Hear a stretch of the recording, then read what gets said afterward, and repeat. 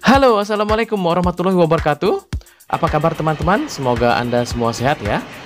Jumpa lagi dengan saya dengan kabar penerbangan update setelah adanya pengumuman PPKM tanggal 20 September 2021. Seperti apa beritanya? Simak video ini hingga tuntas, dan bagi Anda yang baru menemukan channel ini, jangan lupa klik tombol subscribe-nya agar Anda tidak ketinggalan berita update lainnya di channel yang berusaha memberikan manfaat buat Anda semua. Di mana lagi? Yaitu di channel Del Dido.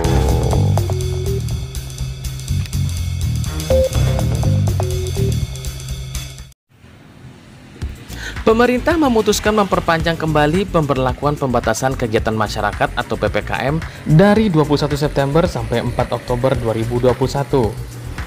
Hal ini diumumkan oleh Menteri Koordinator Bidang Kemaritiman dan Investasi Luhut Binsar Panjaitan tanggal 20 September. The next wave of infectious disease. Nah, tim mempelajari ini dengan cermat. Kunci menahan gelombang baru adalah pengendalian jumlah kasus dalam masa strolling atau masa sekarang kasus rendah. Kasus rendah ini betul-betul kami manfaatkan untuk melakukan konsolidasi.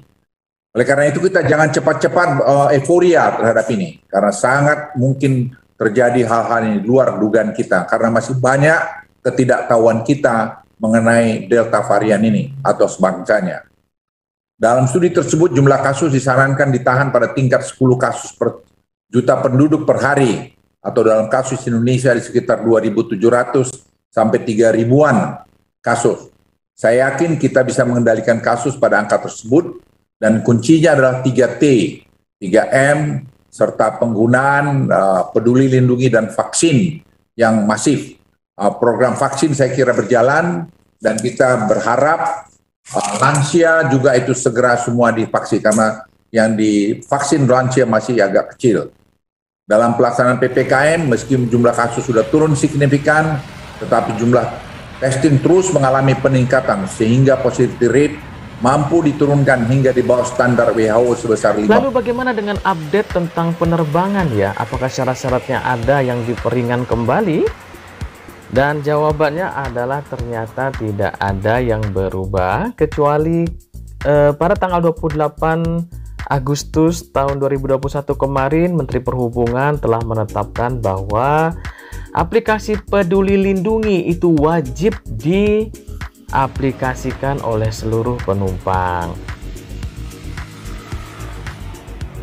Dan sebagai pengingat saja, atas syarat penerbangan seperti yang pernah saya sampaikan di video sebelumnya, bahwa aturannya masih menggunakan surat edaran nomor 62 tahun 2021, yaitu tentang petunjuk pelaksanaan perjalanan orang dalam negeri dengan transportasi udara pada masa pandemi coronavirus disease 2019 atau COVID-19.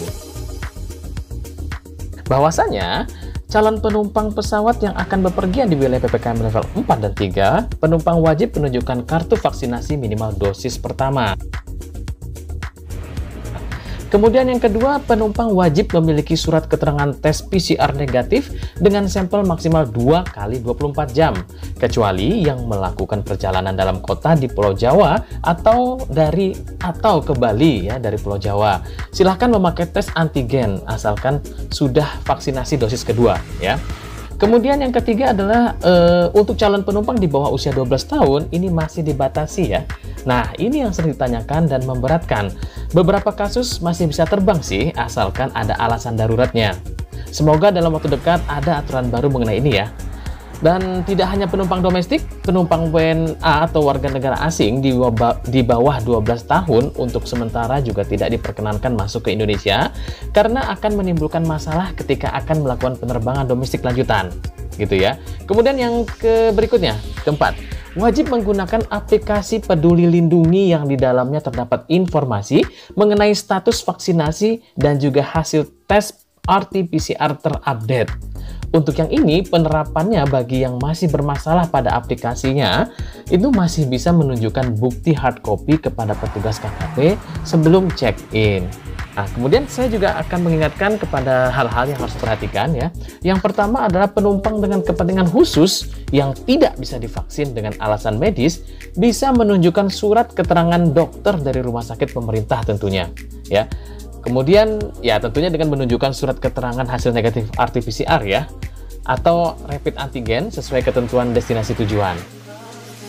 Kemudian yang kedua, persyaratan kesehatan ini mulai kartu vaksin dan tes PCR atau antigen itu dikecualikan bagi penerbangan angkutan udara perintis dan penerbangan angkutan udara di daerah 3T, yaitu tertinggal, terdepan, dan terluar. Ya. Kemudian yang ketiga adalah penumpang yang berangkat dari wilayah yang tidak memiliki fasilitas tes RT-PCR yang dapat menerbitkan hasil dengan waktu singkat, dihimbau memastikan kebijakan otoritas bandara keberangkatan dengan menghubungi maskapai setempat. Ya.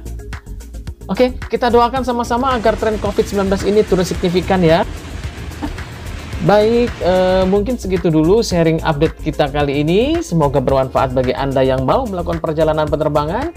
Jangan lupa like, komen, subscribe, dan share kepada teman-teman lainnya.